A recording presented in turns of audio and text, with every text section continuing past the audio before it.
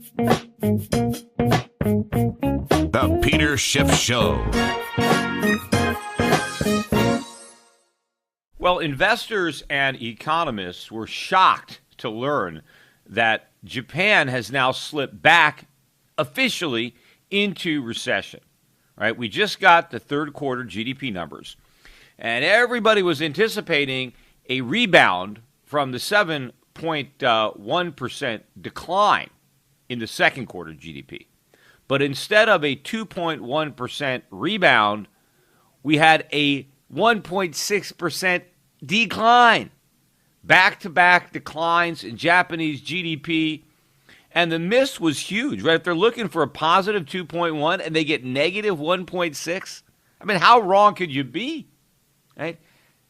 But instead of looking at this recession, now the triple dip for Japan, instead of looking at the recession as an indication that Abenomics has failed, the cries are for more stimulus. Listen to this. Here's a headline from a CNBC article. More stimulus coming after Japan GDP shocker. Why doesn't anybody think that maybe the reason for the double dip or the triple dip or this recession, maybe it's because Abenomics doesn't work? Doesn't the recession prove the monetary and fiscal policy of Abe was designed to stimulate the Japanese economy? Instead, it pushed into the recession. Doesn't that give you an indication that it's not successful? In fact, it's not just that Abenomics doesn't work. I believe Abenomics is the reason for the recession. But now, because Abenomics has pushed the Japanese economy into recession, this lays the groundwork for more Abenomics. Double down on what hasn't worked, because you think it just needs more time. In fact, that's what all of the experts are saying. All the cheerleaders, all the Keynesians who have been telling us how great Abenomics is for Japan, they're just shrugging this off. Oh, it's, no big deal. It's just a couple of quarters. We're looking beyond this to this, great land of the promised land of economic growth, right? If we keep printing, the recovery will come. Don't worry about it. Some of them are saying, well, this is all because of the increase in the sales tax that we had in the second quarter. Japanese sales tax went up from 5% to 8%. So rising prices are the problem? I thought rising prices were the solution, right? Abe declared war on deflation. He promised higher inflation. And now even the Japanese official statistics are showing a 3% annual inflation rate. They should be happy with that. Instead, they're recognizing what should have been the obvious from the start, that rising prices are hurting the economy. In fact, Abe himself is saying that rising prices are hurting the economy because now they've called off the second increase in the sales tax that was scheduled for late next year. It was supposed to go from 8% to 10%, and Abe said we can't do that because the economy is weak. Wait a minute. We can't let prices go up because that'll hurt the economy, but that is the goal of your economic policy, is to increase prices. In fact, Kuduro, who heads the Bank of Japan, just came out yesterday and announced we have to continue the stimulus. They've got an 8-1 now majority at the BoJ. For more stimulus, they're doing 80 trillion yen annually. And the reason they need to keep doing the stimulus, according to Kuduro, is that the inflation rate, which is now 3%, he feels it might dip below 1% if we don't keep printing money. But wait a minute. If Abe is saying that the problem in Japan is that prices have increased, then why would a reduction in the rate of inflation be a problem? Wouldn't that be a relief? In fact, Abe himself said consumers need relief from the higher prices imposed by the sales tax. He also said, ironically enough, I'm not making this up, he said that consumers need relief, in the form of government handouts or government money to help offset the negative effects of rising prices that resulted from a weak yen. I'm not making this up. But a weak yen to cause prices to go up is exactly what he and the Bank of Japan want. I mean, I said this from the beginning. Be careful what you wish for, because you just might get it. They've got it, and they don't even understand it. I mean, at the one hand, they're saying higher prices are a problem, and then they're saying the problem is the high prices might come down, so we have to keep printing money to make sure that the prices that are going up continue to go up. I mean, is this some kind of economic twilight zone? I mean, don't they get this? How could you have this kind of irony, glaring irony, staring people in the face when they are acknowledging that rising prices are a problem, but then they say the cure for the problem is to make prices rise even faster? Well, then that means the problem is going to get bigger. How could you say that consumers need relief from higher prices when you just said they needed relief from lower prices? Which is it? What do they need relief from? What is the problem? Prices going down or prices going up or prices remaining the same? Right? They can't even figure out what monster they think they need to slay, but they still say we need more stimulus. In fact, the Keynesians are even more emboldened by this, and they're saying, well, we know that the stimulus is working because the stock market in Japan is going up. So what? The stock market is going up because they're printing money, and the Japanese have to get rid of their yen. They can't hold cash. They can't hold JGBs, so they have to buy stocks. So what? That doesn't mean the economy is getting better. It's getting worse. They point to the fact that that earnings, corporate earnings are going up in Japan. See, Abenomics is working because earnings are going up. Yeah, companies are earning more yen that have less value. So what? Is in terms of purchasing power that is delivered to the shareholders, that's going down. So it's an illusion. So they're supposed to take solace in this illusion of rising earnings when it's all inflation. Meanwhile, inflation is helping to destroy the Japanese economy. And Kuduro is saying we're worried that inflation might go below 1%. How about being worried that it might go above 5%? They're calling off the 2% hike in the sales tax, right? That's supposed to happen next year. So they're worried that, hey, we can't allow prices to go up 2%. Why not? They said they wanted 2% inflation. And in fact, if inflation is 3% right now and it goes back down to 1%, that eliminates an entire sales tax increase all by itself. So if they're worried about the effect that the sales tax is going to have on prices, why not let inflation go down and unravel that effect, reverse it? I mean, if this wasn't actually happening, I don't think nobody would believe that you can actually have this. I mean, it's the theater of the absurd, where you have the central bank saying we need more inflation, and the prime minister saying the problem is that prices are too high and consumers need relief from rising prices.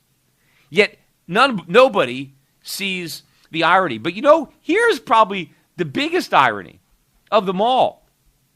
I'm reading this article in Bloomberg, right? Remember, Bloomberg writes all these articles, story after story, about the threat of deflation. I can't go to the Bloomberg website without seeing some idiot write an article about the deflation ogre, why deflation is so bad, and all these articles trying to explain why. And it all boils down to the same thing. Deflation is bad because if prices fall, consumers will stop spending. If people think prices are going to go down, they'll stop spending, waiting for the lower price. Right? Well, here's this article in Bloomberg. You should read the whole article. I have it up on the Europac website. The title of it is Russian Accountant Loses Tooth in Ruble Devaluation. And when you read the article, you'll find out what happened was because the rubles lost so much value, the price of the dental work that he needs is now so high that he can't afford it. But listen to this one paragraph that I'm going to read because this really sums it all up. Here. Nobody is buying, the interior designer at House and Decor said, as she waited idly for customers to show up on a recent weekday. With the ruble tumbling 23% against the euro and 30% against the dollar this year, the store has been raising prices constantly to keep pace. She estimates about half the clients she'd been advising on furniture purchases have recently postponed their orders. My customers are in bad shape right now, and so am I, she said. So let me get this straight. They've been raising prices constantly, and as a result, her customers are postponing their purchases. Wait a minute. I thought it was falling prices that caused you to postpone your purchases, right? The economists who say deflation is bad have been arguing that rising prices is what motivates consumption. Well, here, this retailer keeps raising her prices, and she's sitting in the store, and there's no customers. She's waiting for people to show up, and nobody is. Why aren't they rushing to the store to take advantage of the higher prices? Don't they see that prices are going to keep on rising? Why don't they quickly come in and buy before the prices go any higher? See, the truth is they can't afford to buy now that the prices have gone up. So they've stopped buying. That's what happens. When prices go up, that's the law of supply and demand. As prices go up, demand goes down. That's a law. It's like the law of gravity. You can't repeal it. Yet you have all these economists, reporters, bankers saying the opposite, right? It's like believing that when it comes to the law of gravity, that I can drop a ball, and instead of falling to earth, it's going to float skyward up towards the heavens, right? That's like the law of gravity backwards. Well, they have the law of supply and demand backwards, but you can see it playing out in Russia. As the ruble declines, prices go up, and consumers stop spending because they can't afford the higher prices. That is also happening in Japan. Consumers aren't spending because prices are rising. Yet those idiots think they need to make prices rise even faster, as if somehow that's going to turn the situation around, right? Talk about the definition of insanity, doing the same thing over and over again, yet you still have everybody saying that Europe needs to do a Japanese-style QE because it's working so well in Japan. It's not working well in Japan. It's working horribly in Japan. Japan is in recession, and Europe is supposed to emulate Japan? Why? Now they say, well, quantitative easing has worked great in America. No, it hasn't. It hasn't worked any more here than it's worked in Japan. People just haven't figured that out yet. You know, maybe the voters have figured it out. That's why they gave the Republicans a landslide victory, because they were voting no on the phony Obama recovery. But as the economic data in the U.S. continues to weaken, people will understand that it didn't work here either. I mean, Japan is back in recession. Europe is there. America's going there too. I mean, people who think that America is going to be the only country that keeps growing because somehow quantitative easing worked here, right? Even though it didn't work anywhere else. And why? We just did it better? Our central bankers were better at printing money? The truth is that the euphoric effects of the monetary high have just not worn off yet. But they will. And they are. In fact, let's take a look at some of the economic data that has come out this week. It's mainly been weak, right? Look at the Empire State Manufacturing numbers came out on Monday, and they were looking for about 12 on the number. We got 10.16. So a rebound from the 6.17, which was very weak in the prior month, but not nearly as big a rebound as was expecting. But the worst numbers came from industrial production. Listen to this. So industrial production last month, or September industrial production, was 1% change. They revised that down to 0.8.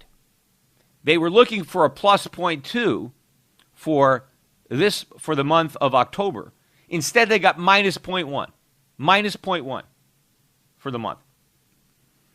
And capacity utilization dropped from 79.2, which was revised from the original 79.3 from last month. So we had a slight revision. And this month, or October, 78.9 capacity utilization. So capacity utilization going down, industrial production going down, and this is the first month of the fourth quarter, which means they're probably going to have to start ratcheting down their GDP forecasts for the fourth quarter. We also, yesterday on Tuesday, we got producer prices. Here we had a higher number, right? I don't know if that's supposed to be good or bad, right? Is higher inflation good or bad, the way people look at it? But the consensus was that prices were going to drop 1%, 0.1%, producer prices in October. instead of dropping by 0.1, they increased by 0.2.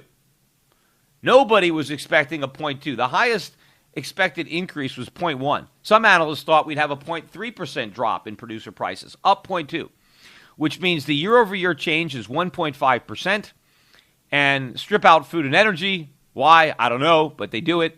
1.7% was the year-over-year ex food and energy, so-called core rate. I mean, that's not too far from 2%.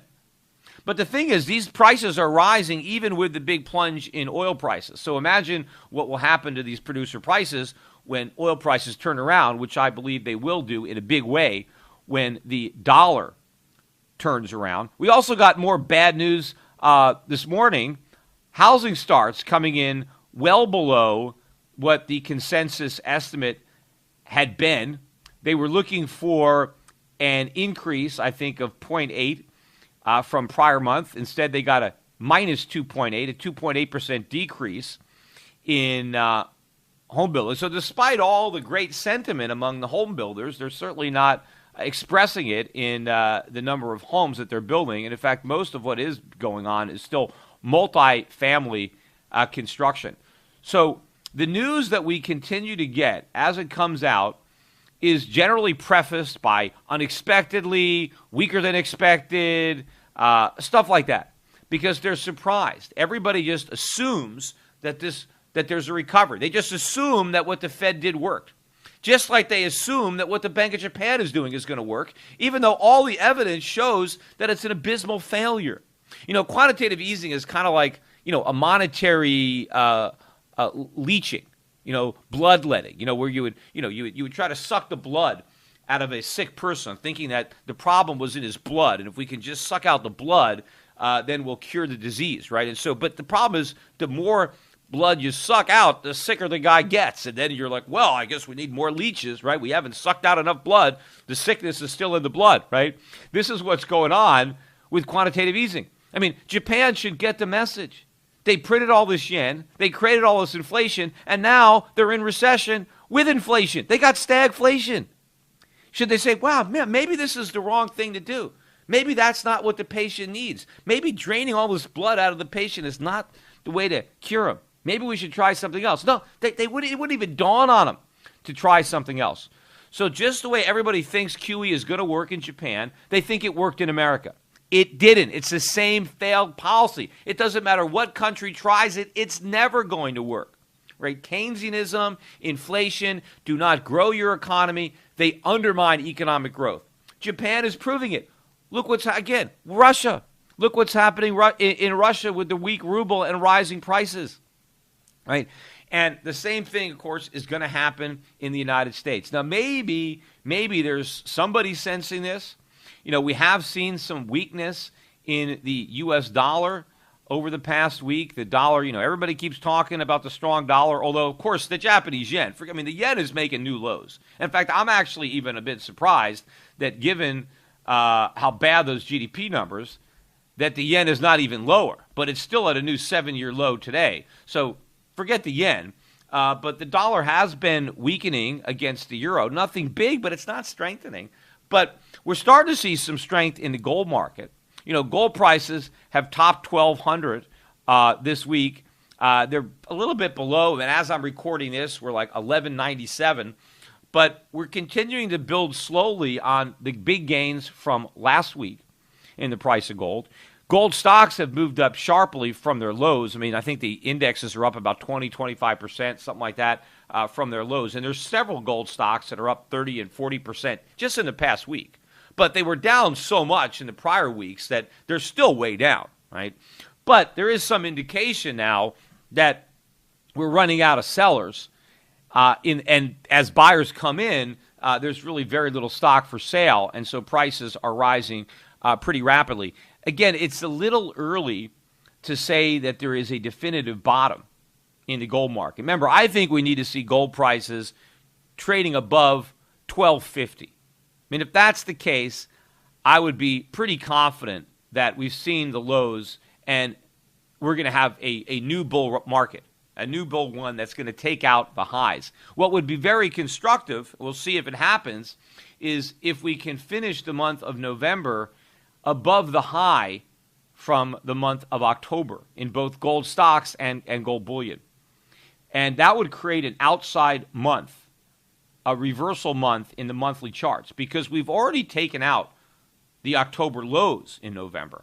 And now we've had a big rally since making those new lows. So rather than collapsing, the lows were bought, and now we've had a rally. In fact, people are surprised to learn that central banks have been loading up on gold. You know, there was a lot of speculation talking about Russia and Russian inflation. There was a lot of speculation that it was Putin, it was Russia that was selling a lot of gold, that some of the big drop that we saw was because Russia was selling to defend the ruble. Right? They wanted to prop up the ruble, so they were selling gold. And I always said, nonsense.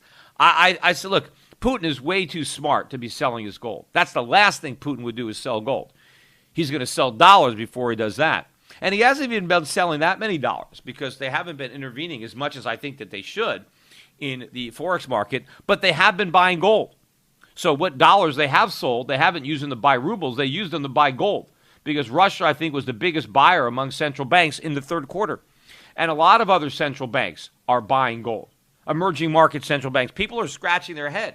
You know, I was watching a report on CNBC on this. They were saying, well, you know, what is this? What are these central banks doing? Are they trying to somehow get on some kind of a gold standard? You know, like what they're doing is crazy? Like, why are they doing that? And they were saying, oh, no, nothing as crazy as that. But they just want to diversify their assets. Yeah, you know, because they got all these dollars, they got all these euros, they got all these yen, and they're printing them like they're going out of style. Yeah, they want to own something real. They want to own something tangible. They want to own something that isn't somebody else's liability that they're either going to default on or print into oblivion. But here's the big thing. See, the central banks that are buying gold, they're not traders. These guys aren't going to buy gold at, you know, $11.90 and flip it at $12.50. The gold that is being bought by central bankers is out of circulation. It is going to be buried in a vault, and it's never going to see the light of day. Right? It's going to be there to give value to currency, to act as as a reserve, right? And it's not going to be sold, just like Russia. Russia's not selling any gold to defend the ruble. They're buying more.